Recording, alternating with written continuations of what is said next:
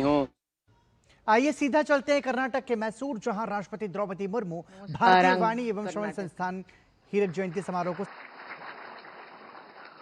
All India institute of speech and hearing के हीरक जयंती समारोह में उपस्थित कर्नाटक के राज्यपाल श्री थावर चंद गहलोत जी, मुख्यमंत्री श्री सिद्धारमैया जी, केंद्रीय स्वास्थ्य एवं परिवार कल्याण राज्य मंत्री श्रीमती अनुप्रिया पटेल जी, राज्य सरकार में मंत्री श्री दिनेश गुंडूराव जी, संसद सदस्य श्री यदुवीर कृष्णदत्त चामराज वाडियर जी, संस्थान के निर्देशक डॉक्टर एम पुष्पावती जी, शिक्षकगण, चिकित्सकगण, विद्यार्थीगण, गणमान्य अतिथियों, देवियों और स्वजनों, स्पीच एंड हियरिंग के क्षेत्र में शिक्षा, चिकित्सा और अनुसंधान के लिए कार्यरत इस संस्थान के हीरक जयंती समारोह में आप सबके बीच उपस्थित होकर मुझे हार्दिक प्रसन्नता हो रही है।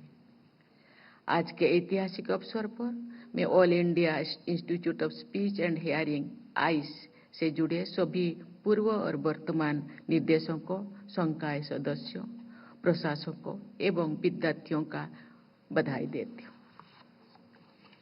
मुझे ये बताया गया है कि करीब 2 दशकों से इस संस्थान का नेतृत्व महिलाएं ही कर रही है। ये प्रसन्नता की बात है कि वर्तमान निर्देशक डॉक्टर एम पुष्पावती जी उस परंपरा को मजबूत कर रही है। ये संस्थान वुमेन लेड डेवलपमेंट का एक अच्छा उदाहरण है। इस वर्ष 1965 में शुरू हुआ ये संस्थान कम्युनिकेशन डिसऑर्डर के समाधान के लिए एक्सपर्ट मैन पावर की सहायता से महत्वपूर्ण भूमिका निभा रहा है।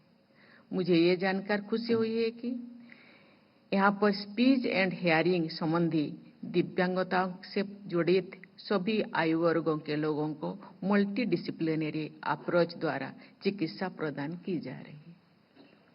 इस संस्थान के आउटरीच सेंटर्स तथा टेली असेसमेंट और टेली रिहेबिलिटेशन संस्थाएं भी देश भर में जरूरतमंदों की सहायता कर रहे हैं।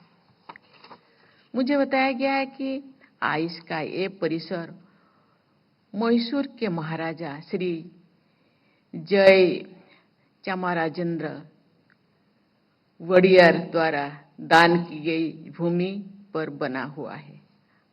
आज यहाँ पर श्री यदुवीर कृष्णदत्त चामराव वडियार जी उपस्थित है। मैं उनके पूर्वजों द्वारा किए गए समाज कल्याण के कार्य की सराहना करती हूँ। देवी और स्वजन, एक अनुमान के अनुसार वर्ष 2023 में भारत में 6 करोड़ से अधिक लोग हियरिंग की समस्या से पीड़ित हैं। इस संदर्भ में national programme for the prevention and control of deafness के नोडल केंद्रों के रूप में आइस की जिम्मेदारी बहुत बड़ी है। अन्य समस्याओं की तरह स्पीच एंड हियरिंग संबंधी समस्या में भी प्रारंभिक अवस्था में लक्षणों की पहचान और उनके निदान के लिए विशेषज्ञों की आवश्यकता होती है। साथ ही समाज पीड़ितों के साथ सहयोग और सहानुभूति का नजरिया रखे, इसके लिए जागरूकता भी आवश्यक है। मुझे खुशी है कि आइस इन सभी के क्षेत्र में अहम भूमिका निभा रहा है। पिछले वर्ष दिव्यांगजन सशक्तिकरण के क्षेत्र में 2024 के राष्ट्रीय पुरस्कार समारोह में आइस के पुनर्वास पेशेवरों के विकास में संलग्न सर्वश्रेष्ठ संगठन का पुरस्कार देने का अवसर मुझे मिला था। ये सम्मान इस संस्थान द्वारा किए जा रहे अच्छे कार्यों का प्रमाण है। एक अखिल भारतीय संस्थान के रूप में आइस को निरंतर ऐसे प्रयास करने चाहिए जिससे वो देश विदेश के संस्थानों के लिए रोल मॉडल बने। मुझे ये जानकर खुशी हुई है कि इस संस्थान द्वारा स्थापित इंक्लूसिव थेरेपी पार्क देश विदेश में एक मॉडल के रूप में कार्य कर रही है।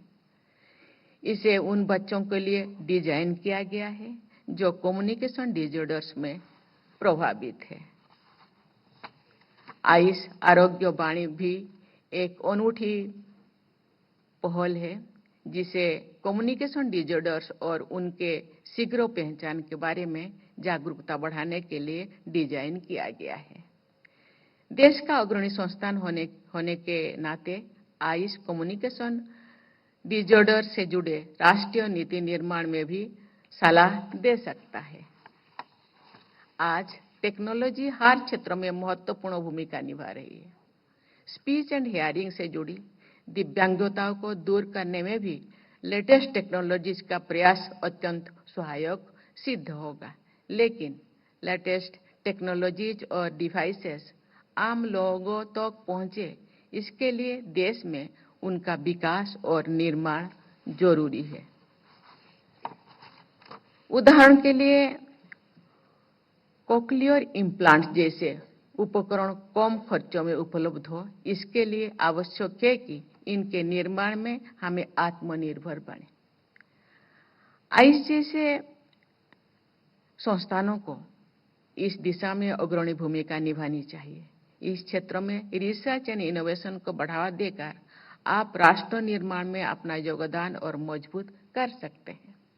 इसके लिए आप देश के जाने माने शोध संस्थानों के साथ सहयोग कर सकते हैं। आयुष देश के दिव्यांग मानव संस्थानों को सशक्त बनाने में और अधिक योगदान दे सके, इसके लिए यहाँ पर सेंटर ऑफ एक्सीलेंस की स्थापना की गई है। मुझे विश्वास है कि ये सेंटर शिक्षाविदों, चिकित्सकों, तकनीकी विशेषज्ञों और शोधकर्ताओं को एक मंच पर लाकर दिव्यांग मानव संस्थान के सशक्तिकरण की दिशा में कार्य कर रहा होगा। मेरा मानना है कि इस कार्य में अपने संस्थान के भूतपूर्व विद्यार्थियों जो देश विदेश में अपनी सेवाएं दे रही हैं को जोड़ना भी सकारात्मक कदम होगा। इस सेंटर को उन स्टार्टअप्स का भी सहयोग करना चाहिए जो दिव्यांगजनों के जीवन को सुगम बनाने के लिए प्रयासरत है।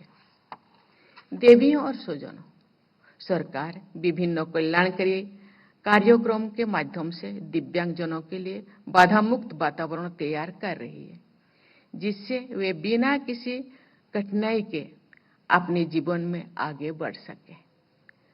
सुगम्य भारत अभियान के अंतर्गत दिव्यांगजनों को उन्नति तथा विकास के समान अवसर प्रदान करने में प्रयास हो रहा है।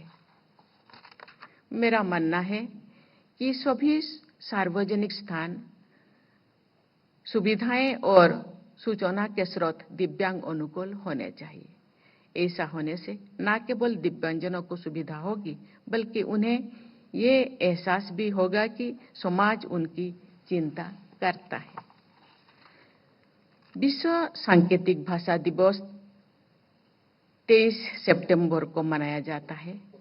इस दिवस को मनाने का उद्देश्य सांकेतिक भाषा के बारे में जागरूकता फैलाना। इस दिवस का उपयोग हमें सांकेतिक भाषा को और अधिक समृद्ध बनाने के लिए संकल्प दिवस के रूप में करना चाहिए। देवी और स्वजनों, आयुष जैसे संस्थानों से ये अपेक्षा है कि वे इनोवेशन विद कंपैशन की भावना से काम करते हुए ऐसे टेक्नोलॉजीज विकसित करेंगे जिससे स्पीच एंड हियरिंग से पीड़ित लोग न केवल सामान्य जीवन से जी सके, बल्कि समाज और अर्थव्यवस्था में अपना सर्वश्रेष्ठ योगदान दे सके। हीरक जयंती के अवसर पर आयुष से जुड़े सभी लोग संकल्प ले कि इन मानस गंगोत्री से सेवाभाव और संवेदनशील समाज के निर्माण के धारा निरंतर प्रवाहित होते रहेंगे। मेरे शुभकामनाएं आपके साथ है। मैं माननीय मुख्यमंत्री से कहना चाहूंगी, कन्नड़ या कर्नाटक भाषा भले ही मेरे मातृभाषा नहीं है, लेकिन मेरे भारत में जितने भी भाषा है जितने भी संस्कृति है, ये जितनी भी परंपरा है, ये हमारा प्यारा है। मैं सबको बहुत आदर करती हूँ, सम्मान करती हूँ। सब अपने भाषा को जीवित रखे, अपने परंपरा, अपनी संस्कृति को जीवित रखे, उस दिशा में आगे बढ़े। मैं इसके लिए शुभकामना देती हूँ, लेकिन मैं जरूर सीखूंगी कन्नड़ भाषा थोड़ा थोड़ा। ठीक है, धन्यवाद। जय हिंद, जय भारत। आयुष मैसूरू के हीरक जयंती समारोह को बतौर मुख्य अतिथि संबोधित करते हुए